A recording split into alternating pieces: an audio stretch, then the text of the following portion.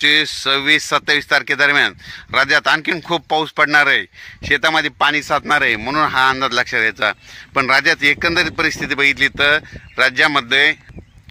24 ऑगस्टपासून ते 24, 25, 26, 27 दरम्यान राज्यात आणखीन जोराचा पाऊस पडणार आहे, ओढे नाले वाहणारा पाऊस पडणार आहे, तळ्यामध्ये पाण्याची आवक येणारा पाऊस पडणार आहे, म्हणून हा अंदाज लक्षात घ्यायचा।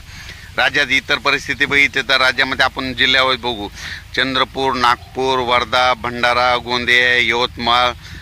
वाशिम, अमरावती, अकोला, वर्धा, नागपूर, त्याच्यानंतर बुलढाणा, वाशिम, हिंगोली, नांदेड, परभणी, लातूर, बीड,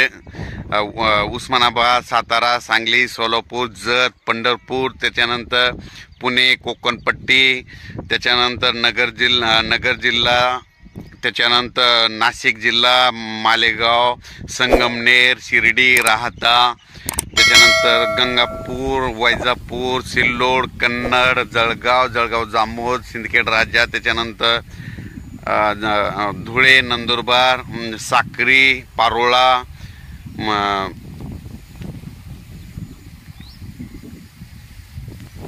संभाजीनगर, जालना, शिर्डी म्हणजे कोपरगाव, म्हणजे जवळपास आज म्हणजे 24, 25, 26, 27 दरम्यान म्हणजे ह्या 4 दिवसामध्ये पुन्हा आणखीन 2दा पाऊस प्रत्येक ठिकाणी येऊन जाणार आहे, म्हणून हा अंदाज लक्षात घ्यायचा।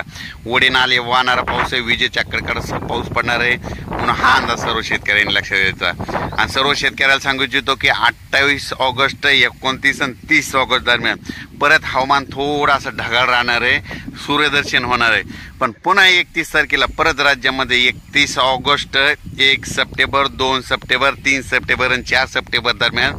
परत राज्यात पुन्हा पाऊस येणार आहे, म्हणून हा अंदाज लक्षात घ्यायचा।